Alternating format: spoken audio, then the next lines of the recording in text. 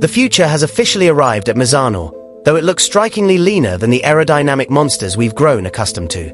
Under a somber, windswept sky, Michele Pirro debuted the Ducati Desmosedici 850, the pioneer of MotoGP 2027 regulatory shift.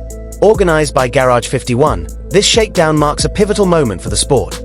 Borgo Panigale is no longer just theorizing about life after the wings. They are actively molding a machine that must survive a technical lobotomy, slashing displacement and stripping away the aero-dependencies that have defined the current era. Visually, the 2027 Spec Rossa is a jarring departure from the status quo.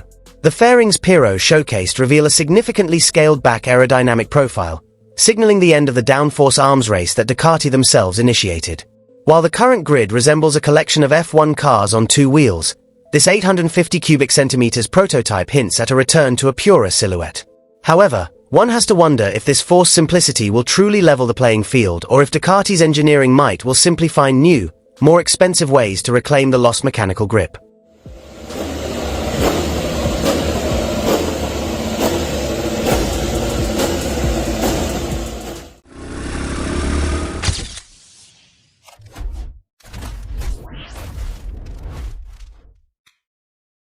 The technical overhaul goes far deeper than just a smaller engine and fewer winglets.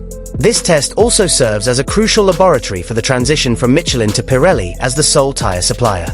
For a team that has perfected its chassis around the specific carcass of a Michelin, pivoting to Pirelli's characteristics while simultaneously downsizing the power plant to 850cc is a monumental task. Pirro's early data is the foundation, but the real pressure begins when Nicolo Balega joins the development cycle in June to provide a fresh perspective on this radical evolution. Despite the gloomy weather that plagued the Misano circuit, the track was a hive of activity.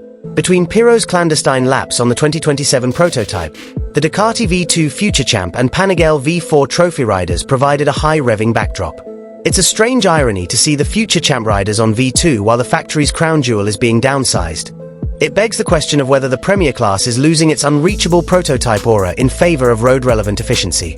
Never one to rest, Michele Pirro is also slated to swap the prototype for the Superbike today, continuing development on the production-based V4. This dual-track testing highlights Ducati's current dominance across all disciplines, but the shadow of 2027 looms large.